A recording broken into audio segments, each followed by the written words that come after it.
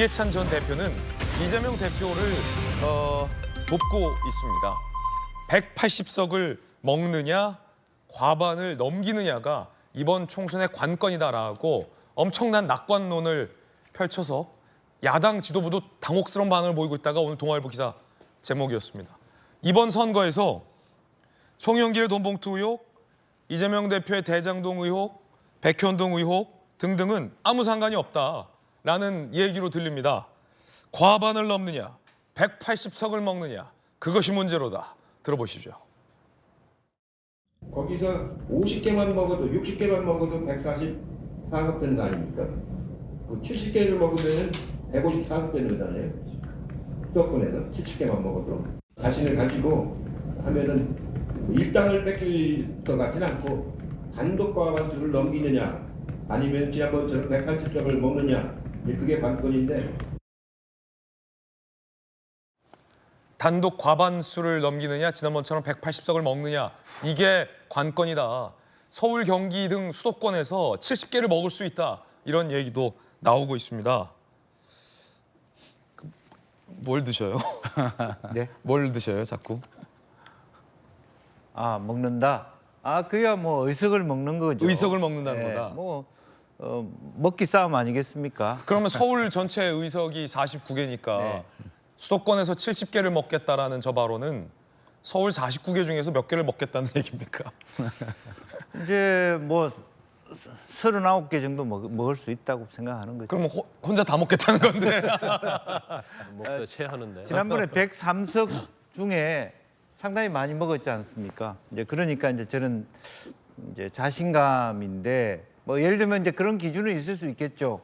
뭐 정권 3년 차에 심판 선거 이길 수 있다. 수도권의 103석 중에 70%만 먹어도, 그러니까 경기도는 더 이로운데 최근 서울도 지난번 지방선거에는 서울이 박빙이었어요, 사실은. 네. 그런데 실제적으로 박빙보다는 더 잘 먹을 것이다, 많이 먹을 것이다, 그런 전제로 저는 말씀을 하시는데 실제로 제가 봤을 때는요, 제가 생각할 때는 이 선거 며칠 사이에 따라서 100석이 이쪽으로 갈 수도 있고 저쪽으로 갈 수 있다고 생각해요. 휙휙. 네네.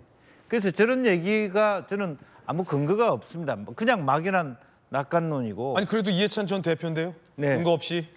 근데 그런 부분 물론 뭐 사기 진작의 측면이 있을 수 있고 크게 보면은 사기친다고요? 사기 진작. 아, 사기 당원들의 진작. 세종시에서 하는 거니까. 사기 진작. 예. 제가 잘못 들었습니다. 왜 이러십니까? 잘못 들었습니다. 예, 큰일 날 소리를. 네네. 귀를 의심케 네. 하는. 이제 그런 말씀을 하실 수 있는데 저 말씀을 통해서 오히려 부정적으로 그러면 이재명 리스크는 아무 영향 없고 이래도 그냥 이긴다는 거냐, 이런 것은 문제가 있다. 지금 네. 당내 지금 뭐 3총리께서 당내가 문제가 있다.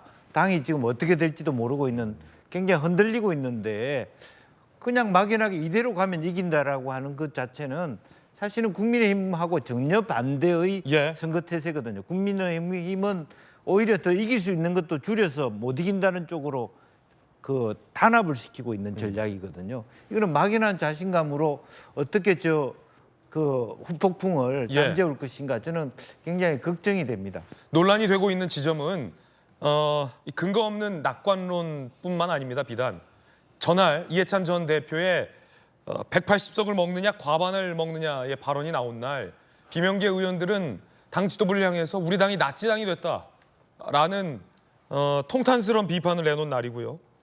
이낙연 전 대표와 정세균 전 총리도 당내의 민주주의가 실종됐다라는 통렬한 비판을 내놓은 날에 이해찬 전 대표가 180석을 먹는다라는 발언을 내놨다라는 게 당내에서 크게 논란이 되고 있습니다. 과거에도 이해찬 전 대표는 20년 집권 계획을 밝힌 바 있었는데 그래서 20년을 집권하고 있느냐라는 반문을 민주당 내부에서 나올 것 같습니다.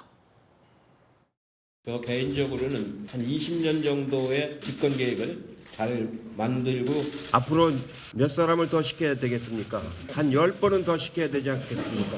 2022년 재집권을 함으로써 한반도 평화를 가져오는 앞으로의 100년이 전개되기 시작한다고 생각을 합니다. 125명이 다 내년에 당선되면 우리 당이 240석이 됩니다. 비례까지 합치면 60석쯤 될 겁니다. 지난 지방선거에서 우리가 압승을 거뒀기 때문에 지역 기반이 굉장히 좋아져서 충분히 우리가 꿈꿔볼 수 있는 그런 가능성이라고 생각을 합니다. 물론 사기 진작과 농담이 섞인 발언이셨겠지만 발언을 들어보면 20년 집권계획, 50년 집권계획, 100년 집권을 얘기하고 급기야 전체 300석 중에 270석을 다 먹겠다라는 발언도 나와서 논란이 됐습니다. 지금 민주당이 집권을 20년, 50년, 100년을 하고 있느냐라는 당내의 비판이 저때 당시로 돌아가면 나올 것 같다라는 생각도 드는데요. 자, 김병민 최고위원님. 예. 그 국민의힘이 얼마나 우스우면, 국민의힘이 얼마나 만만하면 이해찬 전 대표가 이런 리스크와 당내의 반발에도 불구하고 180석을 먹을 수 있다라는 얘기가 나오겠느냐라는 비판의 말도 있더라고요. 반면 교사를 삼아야겠죠. 선거를 앞두고 핵심적인 위치에 있는 정치인들의 말 한마디가 전체 판세를 좌지우지할 수 있습니다. 우리도 지난번 2016년도 총선이었던가요? 그 당시 한 정치인이 180석, 200석 발언했다가 오만한 당시의 정치 권력에 네. 심판한다는 여론이 들불처럼 번졌던 기억들을 다 갖고 있을 겁니다. 이해찬 전 대표가 그렇게 지금 민주당의 상징적인 인물인지는 잘 모르겠습니다만 지금 민주당이 이재명의 민주당이 돼버렸잖아요.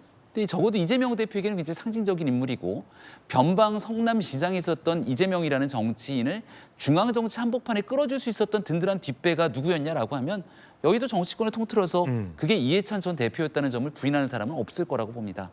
그래서 이재명 대표 중심으로 치러지는 총선에서 그 이재명 대표의 든든한 후원군이 됐던 이해찬 전 대표가 나와서 이렇게 100년 집권에 버금갈 정도의 180석 운운하는 모습들은 민주당의 오만함으로 비춰지기 충분하겠죠.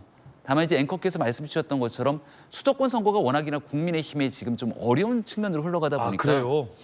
지금 국민의힘이 얼만큼 수도권에서 노력을 해야 됨에도 불구하고 그 마음을 다잡지 못하면 민주당에게 저런 목소리까지 들어야 되냐라고 하는 지적들에 대해서는 굉장히 뼈아프게 생각을 합니다. 뼈 아프다. 아직 선거가 남아있는 기간 동안 혁신하고 변화하면서 국민의 마음을 다잡기 위한 노력들은 계속되고 있으니 마지막 순간에 과연 민주당의 저런 오만한 발언들에 대해서 제대로 한번 국민들께 보여드릴 수 있는 선거를 차분히 준비하겠습니다. 예.